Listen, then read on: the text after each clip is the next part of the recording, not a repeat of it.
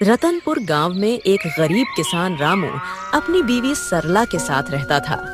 सुबह के वक्त मिट्टी के छोटे से घर में चूल्हा जल रहा था, जिस पर लोहे की कढ़ाई में थोड़ी सी सब्जी पक रही थी। अचानक दरवाजा खटखटाने की आवाज आती है। अरे इतनी सुबह सुबह कौन इतने जोर जोर से दरवाजा पीट रहा है?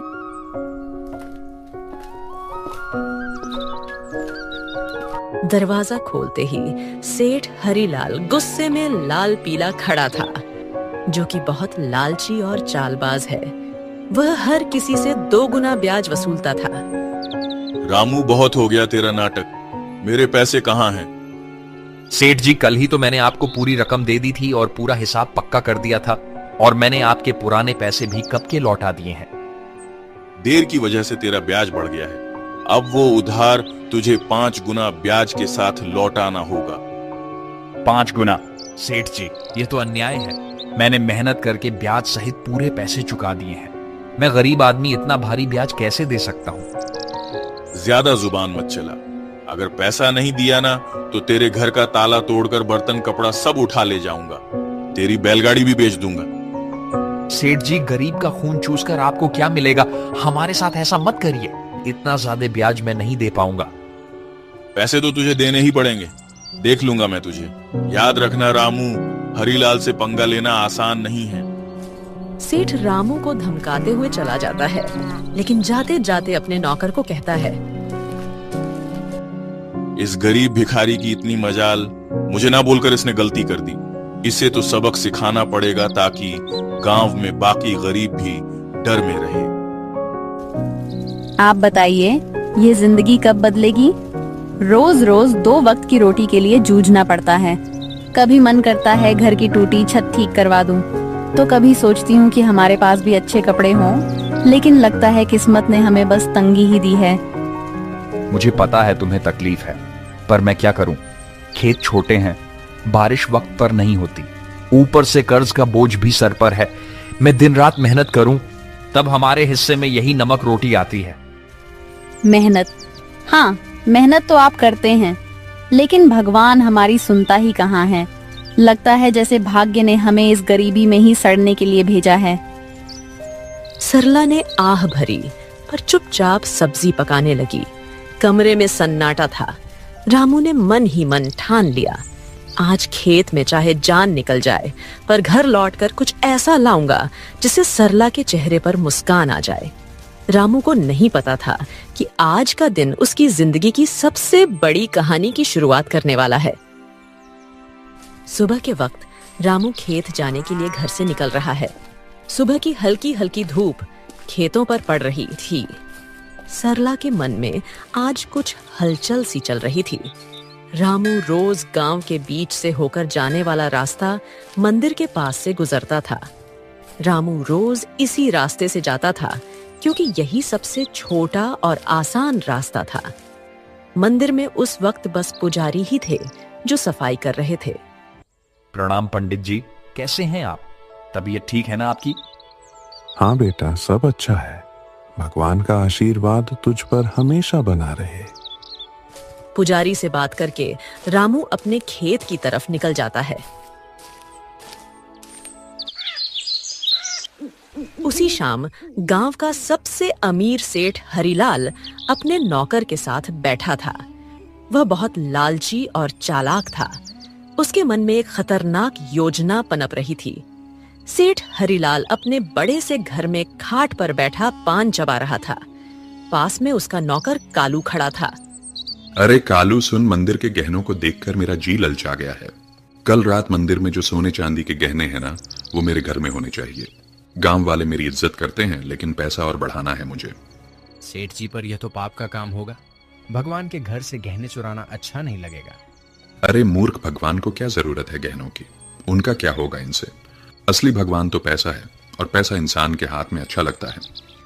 पर गांव वाले अगर उनको पता चल गया तो? बस यही तो मजा है। चोरी हम करेंगे और इल्जाम किसी और पर लगेगा। पता है किस पर? उस गरीब रामू पर। आज उसकी और उसकी बीवी की जुबान बहुत ज्यादा ही चल रही थी। रामू, वो तो रोज मंदिर के पास से ही अपने खेत के लिए जाता है ना? हाँ, हम इसी बात का फायदा उठाएंगे। सबको लगेगा कि उसी ने चोरी की, गांव वाले पहले ही उसे तिरछी नजरों से देखते हैं। बस आज रात ही हम अपना काम कर देंगे और सुबह हंगामा हो जाएगा। तू बस ये याद रख, कोई गलती नहीं होनी चाहिए। आधी रात को हम मंदिर में घुसेंगे, गहने उठाएंगे और अपने गोदाम में छुपा देंगे। सुबह मैं खुद शोर मचाऊंगा और रामू का नाम लूंगा। कालू डरते डरते सिर हिलाता है और अपने सेठ की बात मान लेता है। रात का समय था। गांव में हर तरफ सन्नाटा था। बस कहीं कहीं कुत्तों के भौंकने की आवाज आ रही थी। उस रात सेठ लालच में अंधा हो जाता है और इस घिनौनी साजिश को अंजाम देता है। अपने नौकर से मंदिर में चोरी करवाता है। पास ही अंधेरे में एक काली बिल्ली म्याऊं करके गुजर जाती है, जैसे वो इस पाप की गवाही दे रही हो। अगली सुबह गांव के बीचों बीच मंदिर के सामने एक भीड़ इकट्ठी हो गई थी। हर कोई जोर जोर से बातें कर रहा था। माहौल में घबराहट और गुस्से की गूंज थी। अरे यह क्या हो गया? मंदिर के सारे सोने के गहने रातों रात गायब हो गए। इतना बड़ा अपशकुन, भगवान के गहने चुरा ले गया कोई। ये तो बहुत बुरी बात है। इसी बीच रामू रोज की तरह खेत की तरफ जाने के लिए उसी रास्ते से गुजर रहा था। भीड़ देखकर वो रुक गया और पास आ गया। अरे क्या हो गया भाई लोग, इतनी सुबह सुबह ये भीड़ किस बात की है? अरे रामू, तूने सुना नहीं मंदिर में चोरी हो गई? भगवान के सारे गहने कोई उठा ले गया। रामू यह सुनकर चौंक जाता है। भीड़ में खड़ा सेठ, जो असल में चोरी किया था, वह बहुत मासूम बन रहा था। पंडित जी आप बताइए, कल रात तक तो गहने मंदिर में थे, फिर अचानक कौन ले गया? आप बताइए पंडित जी, क्या आपने मंदिर के आसपास किसी को आते जाते देखा है? आपको किसी पर शक है क्या? अरे मैंने देखा है रामू, रोज मंदिर के रास्ते से आना जाना करता है। सेठ जी, कल तक तो सब कुछ ठीक ठाक था।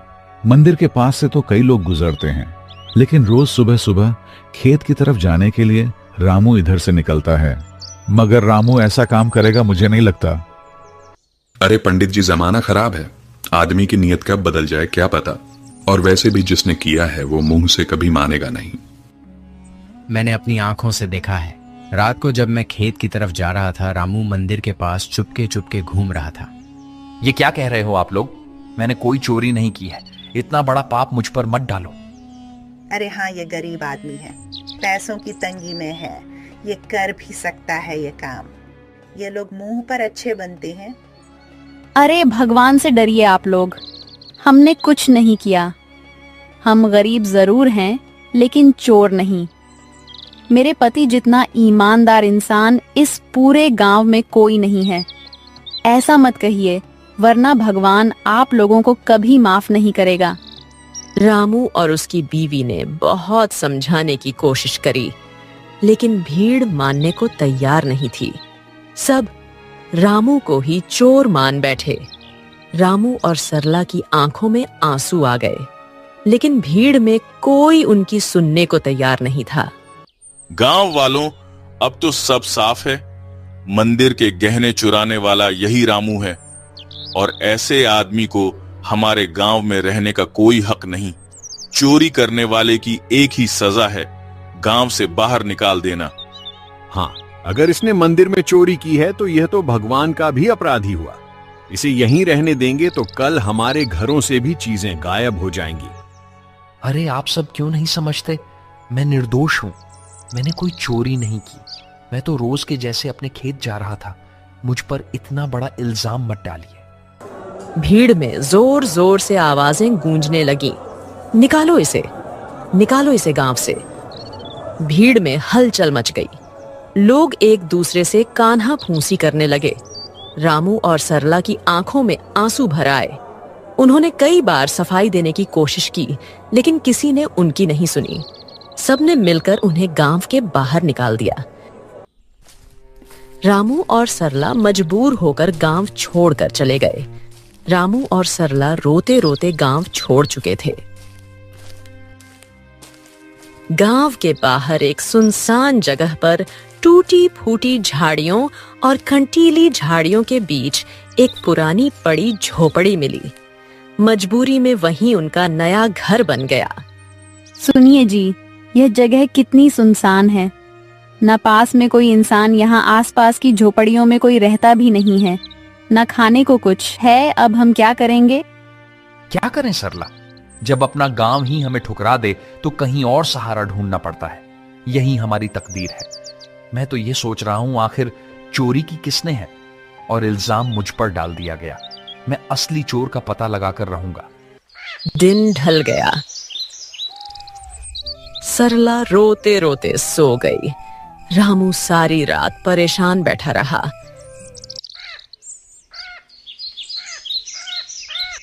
अगली सुबह जब रामू उठा तो उसने देखा कि सरला रो रो कर भूख से कमजोर हो गई है। सरला, तुम यहीं रहो, मैं कुछ खाने के लिए लाता हूं, फिर अपने खेत जाऊंगा दूसरे गांव से होते हुए। तुम दरवाजा अंदर से बंद करके आराम करो। इतना कहकर रामू जंगल की ओर चल गया।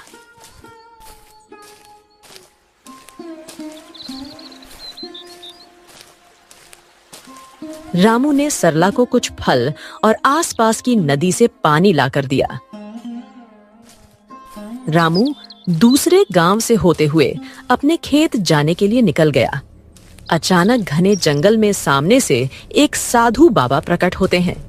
उनकी लंबी दाढ़ी और वस्त्र उन्हें अलग ही आभा दे रहे थे। रामू उनके पास गया। बेटा, तू कौन है? तेरे चेहरे पर चिंता की रेखाएं साफ दिख रही हैं। बाबा, मैं इस गांव का ही रहने वाला हूं, पर अब गांव वालों ने मुझे निकाल दिया है। सब लोग मुझ पर चोरी का झूठा इल्जाम लगा रहे हैं। मैंने कोई चोरी नहीं की। रामू रोते रोते साधु बाबा को पूरी कहानी बताता है। सेठ का कर्ज, गांव वालों का इल्जाम और मंदिर से चोरी की घटना। बेटा, तेरी आंखों में छल नहीं है। तू सच्चा और साफ दिल का इंसान है।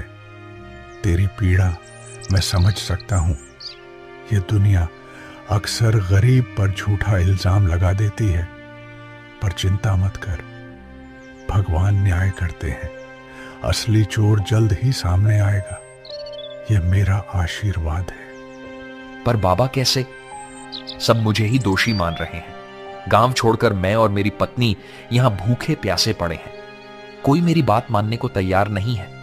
मैं कैसे साबित करूं कि मैं निर्दोष हूं? इस जंगल में एक श्रापित जानवर रहता है। उसने अपनी आंखों से असली चोर को देखा है। वही तुझे सच तक पहुंचने में मदद करेगा। पर ध्यान रहे, उस जानवर को ढूंढना आसान नहीं है।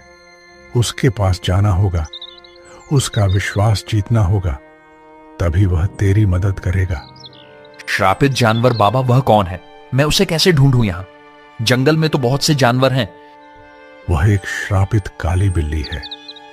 सच यह है कि उसकी आंखों ने वह दृश्य देखा है जो किसी और ने नहीं देखा। जा बेटा, उस जानवर को ढूंढ और उससे मदद मांग। वो बिल्ली तेरी जिंदगी बदल देगी। भगवान तेरा साथ देंगे। जा बेटा, सत्य की शक्ति तेरे साथ है। साधु बाबा रामू को आशीर्वाद देकर अचानक गायब हो गए। रामू समझ गया था कि यह भगवान की लीला है। रामू तुरंत ही बाबा के बताए अनुसार उस बिल्ली को ढूंढने के लिए निकल गया। जंगल का सन्नाटा, पत्तों की सरसराहट। रामू थका हारा, भूखा प्यासा, उम्मीद के सहारे इधर उधर भटक रहा था। उसने पूरा जंगल छान मारा, पर उसे वो काली बिल्ली कहीं नहीं मिली। दिन ढलने को आया। रामू अब निराश होकर अपनी झोपड़ी की तरफ जा रहा था। अचानक तभी उसकी नजर एक काली बिल्ली पर पड़ी। बिल्ली की चमकती आंखें दो अंगारों जैसी दिखाई दे रही थीं। ओ बिल्ली रानी, क्या तुम वही हो जिसके बारे में साधु बाबा ने कहा था? क्या तुमने उस रात देखा था? असली चोर कौन है? माँ, बिल्ली, क्या तुम मेरी मदद करोगी? मुझ पर झूठा इल्जाम लगाकर गांव से निकाल दिया गया है। क्या तुम सच जानती हो? मुझे बता दो, असली चोर कौन है? बिल्ली उसकी आंखों में देखती है। रामू का साफ दिल और अच्छी नीयत देखकर जैसे उसे सब समझ आ गया हो। अचानक बिल्ली की आंखों से एक अजीब सी चमक निकलती है और वह इंसानी आवाज में बोल उठती है। रामू, तुम्हारे साथ बहुत बड़ा अन्याय हुआ है। मंदिर के गहने तुमने नहीं चुराए। असली चोर तुम्हारे गांव का सेठ और उसका नौकर है। दोनों ने मिलकर मंदिर से गहने चुराए और चोरी का इल्जाम तुम्हारे सिर पर चढ़ा दिया ताकि कोई शक न करे। सेठ जानता था कि तुम गरीब हो, तुम्हारे पास कोई सबूत नहीं होगा, इसलिए उसने चालाकी से तुम्हें बलि का बकरा बना दिया। क्या गांव का सेठ, वही जो सबसे धर्म और दान की बातें करता है, और उसका नौकर भी तो यही सच्चाई है? गांव वालों ने मेरी ईमानदारी पर शक किया और असली अपराधी चैन से सो रहा है। मां बिल्ली, अब मैं क्या करूं?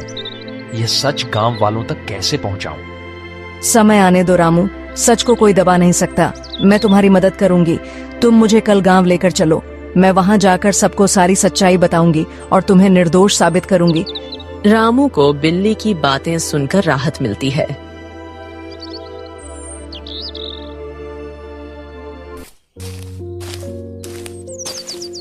वह घर जाकर सरला को पूरी बात बताता है।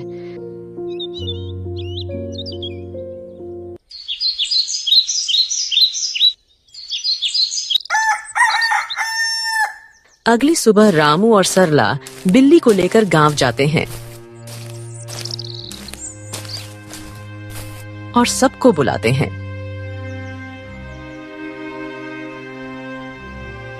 गांव वालों, आप सबने मुझे चोर बोलकर गांव से निकाल दिया था, पर असली चोर अभी भी गांव में ही बैठा है। आज मेरे पास एक गवाह है जो मुझे निर्दोष साबित करेगा। गांव वालों सुनो, असली चोर रामू नहीं है। मैंने अपनी आंखों से देखा है। मंदिर के गहने सेठ और उसके नौकर ने मिलकर चुराए हैं। अगर तुम्हें यकीन नहीं होता तो सेठ के घर जाकर देखो, मंदिर के गहने वहीं मिलेंगे। अरे, यह बिल्ली बोल कैसे रही है? चलो हम जाकर देखते हैं सेठ के घर गहने हैं या नहीं। वैसे भी सेठ ही हमें हमेशा धोखा देता रहा है। बिल्ली को बोलता देख सब चौंक जाते हैं और गांव के कुछ लोग सेठ के घर जाते हैं। उनको गहने सेठ के घर में मिल जाते हैं। अब पूरे गांव में बातें होने लगी। सेठ चोर है, सेठ चोर है। सब बोलने लगे। सेठ ने चालाकी से अपने नौकर को इशारा करा और सारा इल्जाम नौकर पर डाल दिया। अरे नहीं नहीं, मैं चोर नहीं हूं। ये सब मेरे नौकर की करतूत है। उसने ही चोरी की है। मैं तो खुद हैरान हूं। झूठ मत बोलिए सेठ जी, आप सबसे ब्याज में 4 गुना पैसे वसूलते हो, अब चोरी भी करवा रहे हो। ठीक है, अगर तुम सब कहते हो तो इस नौकर को सजा मैं दूंगा, क्योंकि यही असली चोर है। मुझे इस बारे में कुछ नहीं पता था। सेठ ने पूरे गहने वापस मंदिर में रखवा दिए।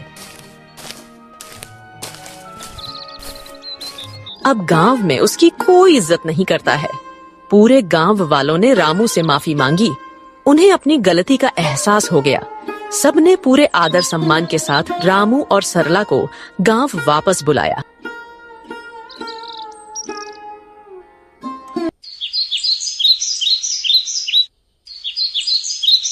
रामू और उसकी पत्नी सरला अब वापस अपने घर आ गए थे।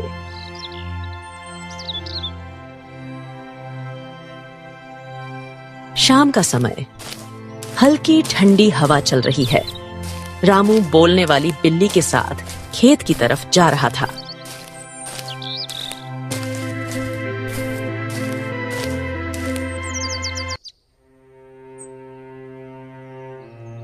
मां बिल्ली, आज अगर तुम ना होती तो मेरी जिंदगी बर्बाद हो जाती। तुम्हारे ही कारण ही मुझे इज्जत वापस मिली। तुम्हारा बहुत बहुत धन्यवाद। रामू, अब मुझे तुमसे एक आखिरी बात कहनी है। अचानक तेज रोशनी बिल्ली के चारों ओर फैलने लगती है। बिल्ली चमकने लगती है और पल भर में वह एक सुंदर अप्सरा में बदल जाती है। रामू आश्चर्य से पीछे हट जाता है। अरे ये क्या हुआ? तुम अचानक अप्सरा कैसे बन गई? कौन हो तुम? हाँ रामू, मैं एक अप्सरा ही हूँ। मुझे स्वर्ग से श्राप मिला था। मैं इस श्राप से मुक्त होने के लिए ही धरती पर आई थी। जब तक मैं धरती पर किसी सच्चे और भले इंसान की मदद नहीं करती, तब तक मैं इस बिल्ली के रूप में ही रहती। तुम एक सच्चे और ईमानदार इंसान हो, इसलिए तुम्हें बचाकर मैंने भी अपना श्राप तोड़ दिया। अब मुझे मुक्ति मिल चुकी है। तुम्हारी ईमानदारी और भलाई ने मुझे श्राप से मुक्त कर दिया है। तुम्हारा बहुत बहुत धन्यवाद रामू। मैं बहुत खुश हूँ। मैं तुम्हें वरदान देना चाहती हूँ। तुम्हें जो चाहिए बेझिझक कहो।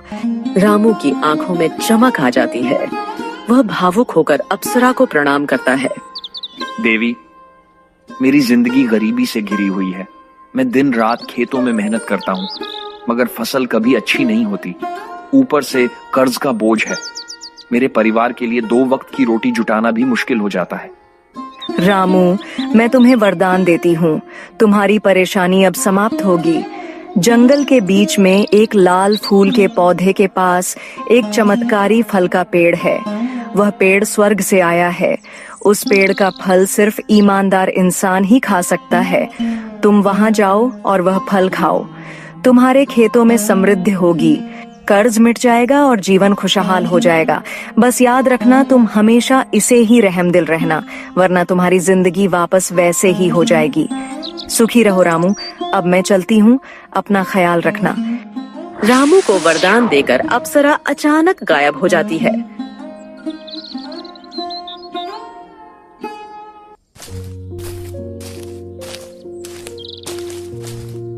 रामू जंगल में चारों तरफ उस चमत्कारी पेड़ को ढूंढता है। सूरज ढलने को होता है। थका हारा रामू अचानक लाल फूल के पौधे को देख लेता है। रामू धीरे धीरे आगे बढ़ता है और देखता है कि पौधे के पीछे एक सुंदर चमकदार पेड़ खड़ा है। पेड़ की टहनियों पर सुनहरे फल चमक रहे हैं। रामू श्रद्धा से पेड़ के पास जाता है। पेड़ देवता, मुझे अप्सरा ने आपके पास भेजा है। मैं गरीब किसान रामू हूँ। क्या मैं आपके फल खा सकता हूँ? अचानक पेड़ से आवाज आई। रामू, मुझे सब पता है। तुम सच्चे और भले इंसान हो, इसीलिए अप्सरा ने तुम्हें यहां तक पहुंचाया है। तुम मेरा एक फल खा लो, तुम्हारी सारी परेशानियां मिट जाएंगी और तुम्हारा जीवन खुशहाल हो जाएगा।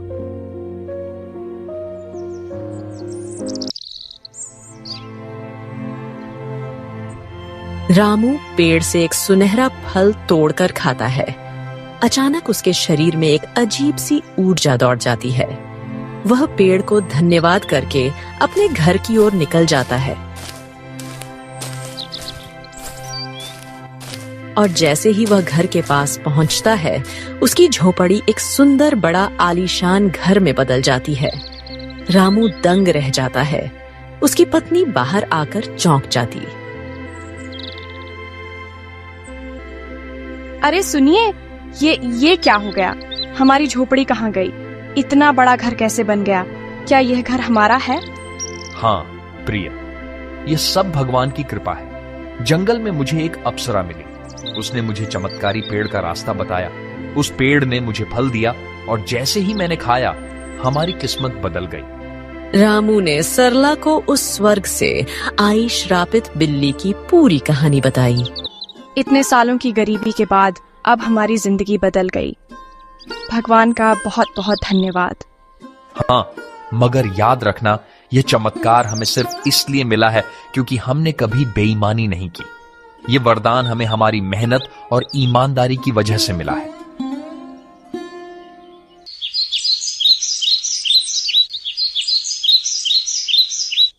अब रामू और सरला अपने नए घर में खुशी से रहने लगे। पर रामू अब भी साधारण कपड़ों में ही रहता था। उसके अंदर जरा सा भी घमंड नहीं आया। उसने हमेशा उस अप्सरा की बात याद रखी। अब रामू गांव में सबकी मदद करने लगा। उसके घर में हमेशा अनाज भरा रहता था और मेहमानों के लिए दरवाजे खुले रहते थे। वह गांव के सारे जरूरतमंद लोगों को अनाज बांटता था। सारे गांव में रामू की बातें होने लगी। हर कोई अब रामू की बहुत इज्जत करने लगा था। एक दिन गांव वालों को रामू की तारीफ करते सेठ हरिलाल ने सुन लिया। यह सब देख हरिलाल को जलन होने लगी। ये सब दिखावा है। कोई इतना अमीर अचानक कैसे हो सकता है? जरूर इसके पीछे कोई बड़ा राज है। अगर यह ऐसे ही अमीर होता रहा तो गांव में मेरी इज्जत तो मिट्टी में मिल जाएगी। अबे कालू सुन, तू जरा रामू पर नजर रख और पता कर कि इसके पास दौलत आने का असली राज क्या है। उसी दिन से सेठ का नौकर रामू पर नजर रखने लगा।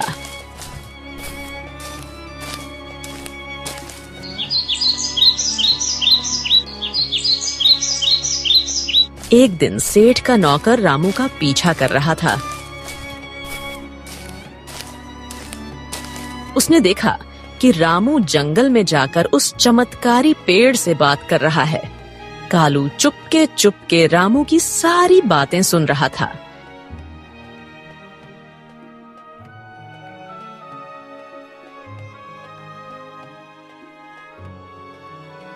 सेठ जी, मैंने सब देख लिया, सब पता कर लिया। रामू उस जंगल के बीच वाले पेड़ से बात कर रहा था। उसने उस पेड़ का फल खाया है, जिसकी वजह से उसकी गरीबी दूर हुई और वह अमीर बन गया। क्या सच में? तो चल अभी उसी पेड़ के पास चलते हैं। अगर रामू अमीर हो सकता है तो मैं क्यों नहीं? मैं तो उससे भी बड़ा अमीर बनूंगा। मेरे पास तो पहले से ही ताकत और पैसा है।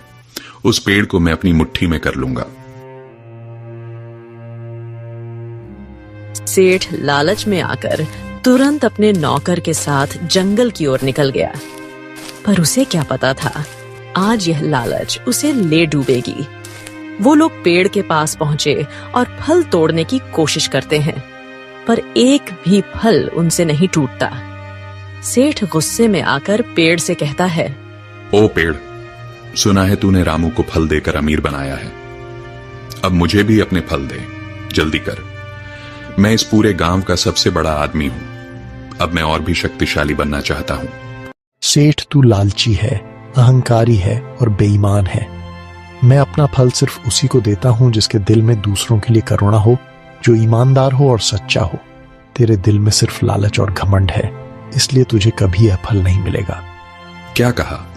तू मुझे फल नहीं देगा?